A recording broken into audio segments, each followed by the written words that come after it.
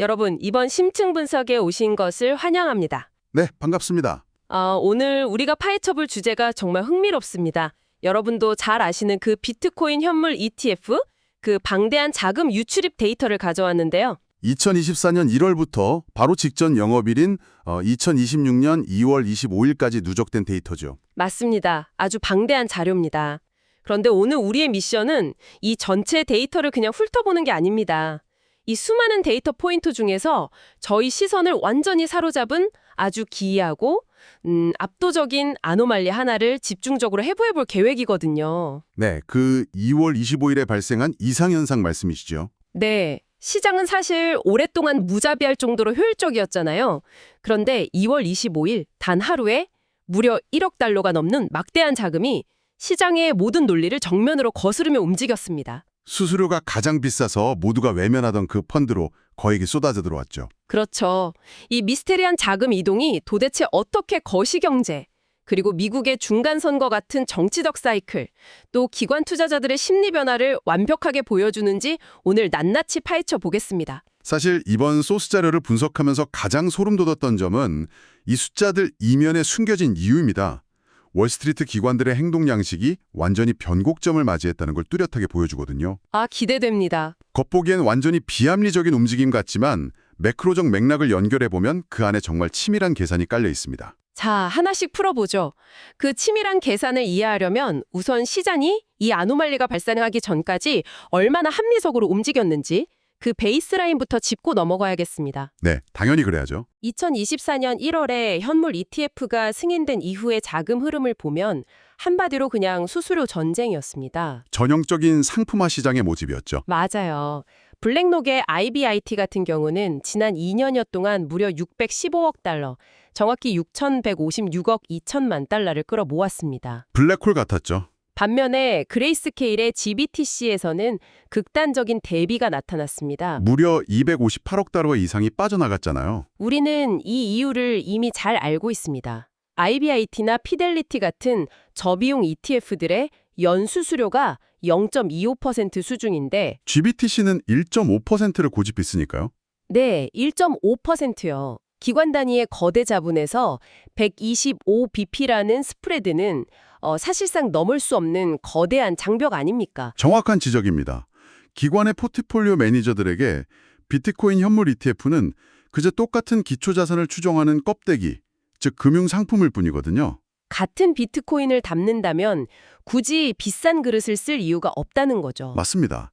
수백만 달러, 수천만 달러를 굴리는 상황에서 1.5% 수수료를 낸다는 건 벤치마크 대비 엄청난 언버퍼폼을 의미하잖아요. 그래서 시장은 지극히 합리적이고 기계적인 리밸런싱을 진행했던 겁니다. 싼 곳으로 자금이 대거 이동하는 엑소더스였죠. 네, 그래서 시장 참여자들 사이에서 GBTC는 세금 문제나 락업 때문에 미처 빠져나오지 못한 이른바 갇힌 자본만 남은 끝난 펀드로 치부되어 왔습니다. 바로 그 지점입니다. 모두가 그렇게 결론을 내린 상태였어요. 정말 흥미로워지는 부분은 바로 여기입니다. 2026년 2월 25일의 데이터를 보면 그 확고했던 전제가 완전히 박살이 납니다. 그날 하루 데이터가 정말 놀라웠죠. 네, 이날 비트코인 현물 ETF 전체 시장으로 총 5억 6,006만 달러가 유입됐습니다. 아주 강력한 매수세였는데 여기서 진짜 이상한 점은 전체 유입액의 20%가 넘는 자금이 GBTC로 갔다는 거군요. 맞아요. 1억 250만 달러가 시장에서 가장 수수료가 비싼 문인 GBTC로 순유입되었습니다. 아이바이트나 FBTC처럼 수수료가 6분의 1밖에 안 되는 널려있는 싼 문들을 놔두고 도대체 왜 기관들이 갑자기 이 가장 비싼 문으로 1억 달러를 밀어 넣었을까요? 여기서 매력적인 부분은 이게 일시적인 전산 오류나 주문 실수가 아니라는 점입니다. 보고서는 이를 시장의 프레임 전환으로 분석하고 있어요. 프레임 자체가 바뀌었다. 네, 과거 그러니까 2024년 1월부터 최근까지 기관들의 가장 큰 질문은 이거였습니다. 어떤 ETF가 가장 효율적이고 저렴한가? 효율성의 문제였죠. 하지만 2월 25일을 기점으로 시장의 질문이 완전히 바뀝니다. 수수료를 조금 아끼는 것보다 지금 당장 비트코인 포지션이 0인 상태로 있는 것이 훨씬 더 거대한 리스크가 아닌가 이렇게 바뀐 거죠. 와, 효율성 최적화 모드에서 리스크 헤지 모드로 완전히 태세 전환을 했군요. 그래서 이게 다 무슨 의미일까요? 무엇이 그들의 머릿속에 그런 다급함을 심어주었는지를 찾아봐야겠네요. 네, 소스 자료를 보면 아주 뚜렷한 매크로적 동인이 하나 나옵니다. 중간 선거 말씀이시죠? 여기서 청취자 여러분께 잠시 분명히 해둘 점이 있습니다. 저희는 이번 심층 탐구에서 특정 정당의 정책이나 정치적 입장을 지지하거나 비판하려는 의도가 전혀 없습니다. 네, 철저하게 객관적인 분석이죠. 맞습니다. 제공된 자료에 나타난 정치적 이벤트가 자본시장의 자금 흐름에 어떤 물리적 영향을 미쳤는지 그 팩트만 전달해 드리는 겁니다. 자, 그렇다면 이 미국 중간선거라는 정치적 이벤트가 기관들의 자본 배분 전략을 어떻게 바꾼 걸까요? 이걸 더 큰 그림과 연결해 보면 아주 명확해집니다. 중간 선거가 다가오면 보통 어떤 일이 벌어지죠? 보통은 정치인들이 표를 의식해서 몸을 사리게 되잖아요. 정확합니다. 현직 정치인들이나 행정부 산하 규제기관들은 시장이나 유권자에게 충격을 줄 수 있는 급진적인 정책을 피하려고 합니다. 대신 굉장히 설명 가능하고 시장 친화적인 제스처를 취하죠. 당분간은 정부가 시장의 판을 뒤엎는 서프라이즈는 만들지 않을 거라는 거군요. 네, 일종의 암묵적인 안전망이 생기는 셈입니다. 불확실성이 걷히기 시작하니까 기관의 스마트머니들은 본능적으로 지금이 바로 자리 잡기, 즉 포지셔닝을 해야 할 타이밍이라는 걸 읽어낸 겁니다. 자리 잡기. 그러니까 수수료 1% 아끼는 정밀한 최적화보다 잠재적인 정책 랠리가 오기 전에 미리 시장에 들어와 있는 게 압도적으로 중요하다는 거네요. 비용 따질 시간에 일단 올라타야 한다는 거죠. 네, 기차에 빨리 타야 한다는 논리는 100% 동의합니다. 그런데 전문가님, 그래도 강력한 의문이 하나 남습니다. 어떤 의문이시죠? 블레릉곡 IBIT라는 아주 훌륭한 대안이 여전히 존재하잖아요. 세상에서 가장 큰 자산 운용사고 수수료도 훨씬 싼데 아무리 급해도 블랙록 문을 열고 들어가는 게 합리적이지 않나요? 왜 굳이 6배나 비싼 그레이스케일로 돌아간 겁니까? 아주 예리하십니다. 소스 자료에 등장하는 클래리티 법안 계열의 논의가 여기서 결정적인 단서가 됩니다. 클래리티 법안이요? 네, 이 법안들의 핵심은 비트코인에 특별 혜택을 주는 게 아닙니다. 기관 투자자들에게 명확한 규칙을 제공해서 불확실성을 제도안으로 편입시키는 데 목적이 있죠. 규칙이 없는 무법지대에서 최소한의 룰이 생겼다는 거군요. 맞습니다. 규칙이 생겨서 시장 진입의 길이 열렸을 때 기관의 준법 감시팀, 그러니까 컴플라이언스 부서가 어떻게 움직이는지를 봐야 합니다. 내부 시스템의 문제군요. 네, 거대 자본의 배관 구조를 이해해야 하는데요. IBT는 블랙록이라는 든든한 배경이 있지만 2024년에 새로 만들어진 티커입니다. 신생구조라는 거네요. 반면에 그레이스케일의 GBTC는 ETF 전환 전부터 아주 오랫동안 기관들의 대차대조표의 신탁 형태로 존재해 왔습니다. 수많은 기관의 리스크 관리 시스템에 이미 승인되어 있는 완전히 검증된 구조라는 뜻이죠. 퍼즐이 확 맞춰지네요. 새로운 규제 환경이 열려서 당장 내일까지 비트코인을 포트폴리오에 담아야 하는 급급 상황인데 네, 매니저 입장에서는 새로운 IBT 티커를 컴플라이언스 팀에 올려서 몇 주 동안 신규 승인 절차를 밟느니 이미 과거에 승인받았던 레거시 티커인 GBTC를 바로 활성화하는 게 압도적으로 빠르다는 거군요. 정확하게 보셨습니다. 내부 시스템의 마찰제로 그리고 승인 속도라는 가치 앞에서는 수수료 1.25% 차이쯤은 그냥 지불해버리는 푼돈이 되는 겁니다. 와, 1억 달러가 수수료 비싼 바보 같은 돈이 아니라 속도와 확실성을 돈으로 산 가장 스마트한 자금의 움직임이었네요. 정치적 사이클과 컴플라이언스 배관 문제까지 정말 흥미롭습니다. 그런데 이 현상을 완성하는 마지막 거대한 퍼즐 조각이 하나 더 남아있죠. 네, 바로 금리를 결정하는 미국의 중앙은행 연준의 움직임입니다. 어싸 자료를 보면 연준의 정책 경로 변화가 2월 25일 자금 유입에 가장 강력한 방아쇠 역할을 했다고 분석하고 있습니다. 시기적으로 완벽하게 맞물려 있죠.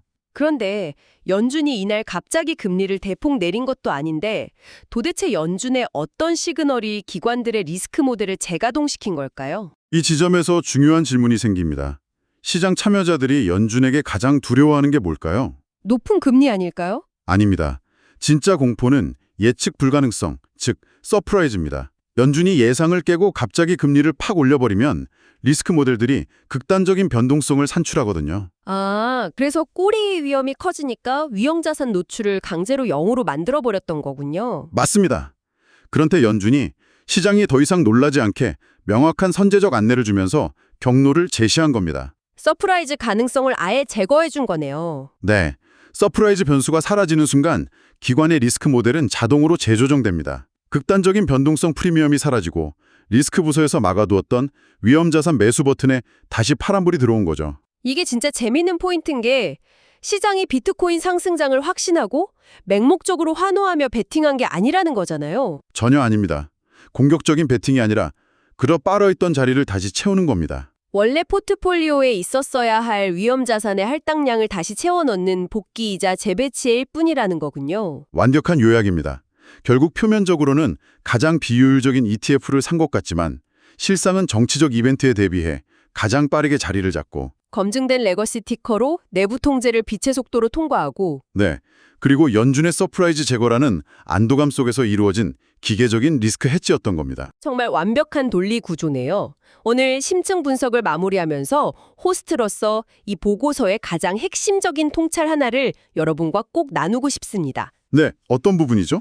이 2월 25일에 그레이스케일 자금 유입은 비트코인이 좋아서가 아니라 비트코인을 포트폴리오에서 완전히 빼두는 것이 더 이상 안전하지 않다고 판단했기 때문에 들어온 것이다. 이 분상입니다. 아, 정말 날카로운 통찰이죠. 역사적으로 비트코인은 기관들 사이에서 그저 찬반이 갈리는 개인적인 의견의 영역이었습니다.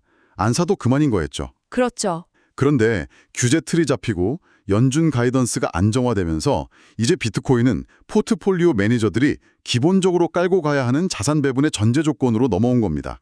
의견에서 전제로의 이동. 여러분, 이것이야말로 우리가 살펴본 데이터가 증명하는 역사적 순간입니다. 네, 큰 패러다임이 바뀐 거죠. 오늘 저희가 함께 해보한 이 시장의 원리를 청취자 여러분의 상황에 한번 대입해 보셨으면 좋겠습니다. 우리는 보통 엑셀 시트 위에 숫자에만 매달려서 어떻게든 비용을 줄이려고 효율성만 극도로 추구하잖아요. 수수료 1% 아끼는데 혈안이 지원하죠. 네, 그런데 새로운 룰이 세팅되는 거대한 변화의 시기에는 당장의 수수료 절감보다 다소 비용을 치르더라도 시장에 가장 빠르게 진입해 자리를 잡는 것이 훨씬 더 중요한 전략일 수 있다는 걸 이 데이터가 보여줍니다. 효율성이 모든 것 같지만 생존과 타이밍 앞에서는 기꺼이 지불해야 할 프리미엄이 되는 거죠. 맞습니다. 오늘 심층 분석을 마치며 여러분이 스스로 생각해 보실 만한 화두를 하나 던져드리고 싶습니다.